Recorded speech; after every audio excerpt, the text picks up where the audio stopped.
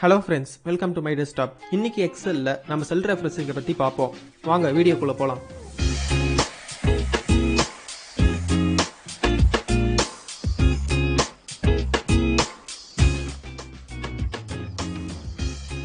செல் referencing பார்த்தீங்கன்னா மொத்தம் 3 types இருக்கு. ரிலேட்டிவ் செல் ரெஃபரன்சிங், அப்சல்யூட் செல் ரெஃபரன்சிங், மிக்ஸ்டு செல் ரெஃபரன்சிங். இப்போ ரிலேட்டிவ் செல் ரெஃபரன்சிங்கிறது டிஃபால்ட்டாகவே இருக்கும். நாம் ஏற்கனவே பார்த்துருப்போம், டோட்டல்லாம் போட்டிருப்போம். போன வீடியோவில் சம், ஆவரேஜ் அந்த மாதிரி ஃபங்க்ஷன்ஸ் யூஸ் பண்ணி டோட்டல் போட்டிருப்போம். இப்போ அதே மாதிரி தான் இதுவும் பண்ணுறோம். இப்போ இங்கே சப்ஜெக்ட்ஸ் கொடுத்துருக்காங்க, சேம் அதே சாம்பிள் தான் எடுத்துருக்கிறேன். இப்போ நம்ம இதை ஃபார்முலா மூலமாக போடுறோம் பார்த்தீங்களா. இப்போ நான் ஆல்ட் ஈக்குவல் டு கொடுக்குறேன். இப்போ இது ஆட்டோமேட்டிக்காக சம் பண்ணியிருக்குது. இப்போ நீங்கள் பார்த்தீங்கன்னா நீங்கள் இதில் பார்க்குறப்போ இது ஆட்டோமேட்டிக்காக எடுத்துருக்குது. இப்போ ஆனால் இதை ட்ராக் பண்ணுறப்போ நீங்கள் பார்த்தீங்கன்னா அது ஆட்டோமேட்டிக்காக மற்றதுக்கும் ஃபில் ஆகுது. ஸோ ஆனால் செக் பண்ணி பாருங்கள். இப்போ நம்ம இதை கொடுக்குறப்போ இதுக்கு ரிலேட்டிவாக இருக்கிற செல்ஸை ரெஃபர் பண்ணிக்குது. அதனால தான் இது பேர் ரிலேட்டிவ் செல் ரெஃபரன்சிங். இப்போ அதே மாதிரி இங்கே கொடுத்து பாருங்கள், இது ரிலேட்டிவாக இருக்கிற செல்ஸ் இருக்கிறதுனால இது ரிலேட்டிவ் செல் ரெஃபரன்சிங் சொல்கிறோம். இப்போ இதே எனக்கு ஃபிக்ஸ்டாக இருக்கணும், அதுக்கு தான் கீழே எக்ஸாம்பிள் இருக்குது. இப்போ அப்சல்யூட் செல் ரெஃபரன்சிங்.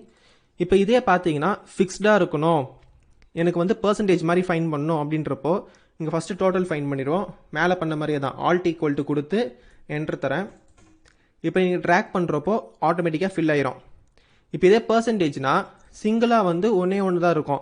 இப்போ அவுட் ஆஃப் 500 தான் எல்லாருமே எழுதியிருக்கிறாங்க, ஆனால் அவங்களோட டோட்டல் மார்க்ஸ் தான் மாறுது. ஓகேங்களா. இப்போ அவுட் ஆஃப் 500க்கு நம்ம பர்சன்டேஜ் போடுறோம்.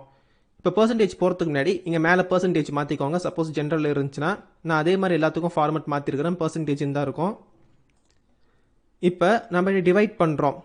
இப்போ ஈக்குவல் டு 392 டிவைடட் பை 500 இப்படி செலக்ட் பண்ணி என்ட்ரு தரோம்.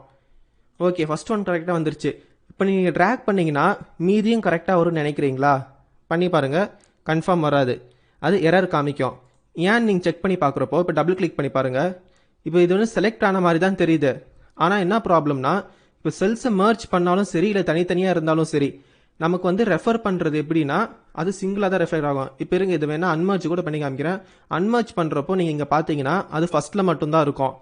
நம்ம மர்ஜ் பண்ணாலும் அன்மர்ஜ் பண்ணாலும் அது ரெஃபரன்ஸ் ஒரே ஒரு செல்லை மட்டும் தான் குறிக்கும். ஸோ இதை எப்படி நம்ம பண்ணுறது அப்படின்னு பார்த்தீங்கன்னா நம்ம அப்சல்யூட்டாக பண்ணணும், அதாவது ஃபிக்ஸ் பண்ணணும். நீங்கள் இந்த செல் ரெஃபரன்ஸில் முக்கியமாக பார்த்துக்க வேண்டியது F4 கீ. இப்போ நீங்கள் ஃபஸ்ட்டுக்கே வாங்க. ஃபஸ்ட்டில் நம்ம ஃபிக்ஸ் பண்ணிட்டோன்னா அதை ட்ராக் பண்ணுறப்போ மற்றதுக்கு காமனாக இருக்கும். எதை நீங்கள் ஃபிக்ஸ் பண்ணணும், ஜிஏவா இல்லை ஹெச்ஏவா?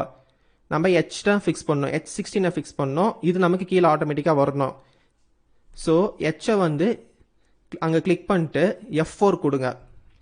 F4 கொடுத்தீங்கன்னா இந்த மாதிரி முன்னாடி பின்னாடி டாலர் சைன் வந்துடும் ஹெச்சுக்கு.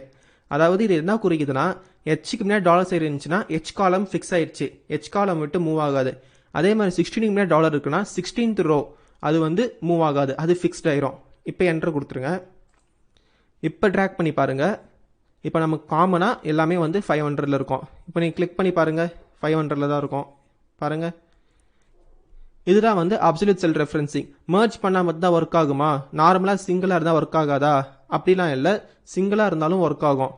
இப்போ நான் இதை அன்மர்ஜ் பண்ணுறேன், இது தனியாக தான் இருக்குது. இப்போ பாருங்கள், அது ரெஃபர் பண்ணுறது அதை தான். இந்த மாதிரி சிங்கிளாக இருந்தாலும் பிரச்சனை இல்லை. மர்ஜ் பண்ணுறதுக்குன்னா நீட்னஸ்க்காக நான் மர்ஜ் பண்ணியிருக்கிறேன். இப்போ நம்ம மிக்ஸ் செல் ரெஃபரன்சிங்கை பற்றி பார்ப்போம். மிக்ஸ் செல் ரெஃபரன்சிங்க்கு நான் எப்படி எக்ஸாம்பிள் கொடுத்துருக்குறேன்னா, இப்போ இதே மாதிரி இப்போ ஒவ்வொரு ஸ்டூடெண்ட்டோட டோட்டல் இருக்குது பார்த்தீங்களா, 392 391 இந்த மாதிரி.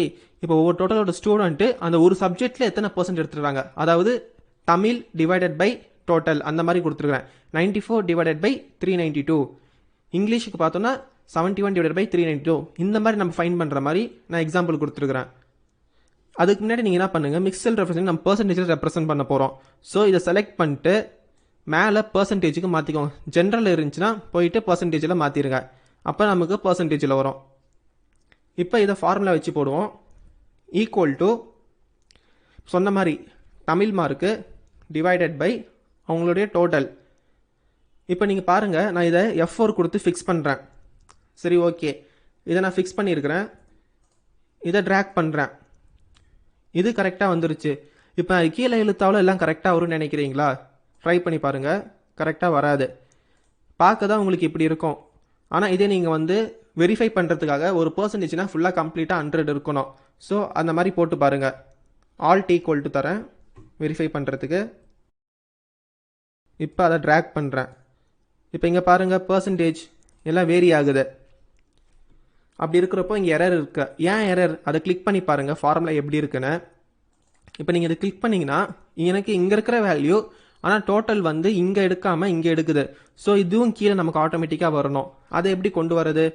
ஃபஸ்ட் செல்லே எடிட் பண்ணுங்கள். இப்போ ஃபஸ்ட் செல் எடிட் பண்ணுறப்போ நல்லா யோசிச்சுக்கோங்க. நமக்கு வந்து அதாவது காலம் வந்து ஃபிக்ஸ்டாக இருக்கணும். காலம் இந்த காலமை விட்டு வேறு எந்த காலமும் போகக்கூடாது. ரோஸ் வந்து மூவ் ஆகணும். ரோஸ் வந்து ஃபிக்ஸ் பண்ணக்கூடாது. இப்போ 16th ரோ இருக்கா, நெக்ஸ்ட் 17th ரோ வரணும், அதே மாதிரி 18th ரோ வரணும். ஆனால் காலம் வந்து மூவ் ஆகக்கூடாது. ஸோ நம்ம காலமை மட்டும் ஃபிக்ஸ் பண்ணால் போதும்.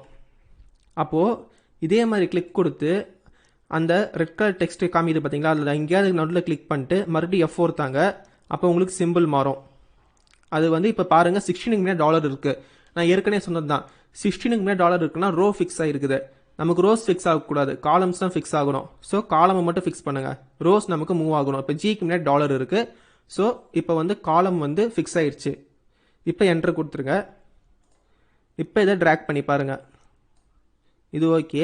இப்போ அதே மாதிரி கீழே ட்ராக் பண்ணுங்கள். இப்போ பாருங்கள் எல்லாம் 100% வந்துருச்சு. ஸோ இப்போ வந்து கரெக்டாக இருக்குது. நீங்கள் வந்து நடுவில் வேணால் கிளிக் பண்ணி பாருங்கள். ஸ்டூடெண்ட் 3யோட மார்க் வந்து கரெக்டாக தான் இருக்குது. அதே மாதிரி மற்றதுக்கும் செக் பண்ணி பாருங்கள், எல்லாம் கரெக்டாக தான் இருக்கும். இதுதான் வந்து செல் ரெஃபரன்சிங். செல் ரெஃபரன்சிங்கோட யூஸ் என்னன்னு பார்த்தீங்கன்னா ரொம்ப ரொம்ப முக்கியமானது தான். ஏன்னா நம்ம ஒவ்வொரு முறையும் அவுட் ஆஃப் 500 இந்த மாதிரி போட முடியாது.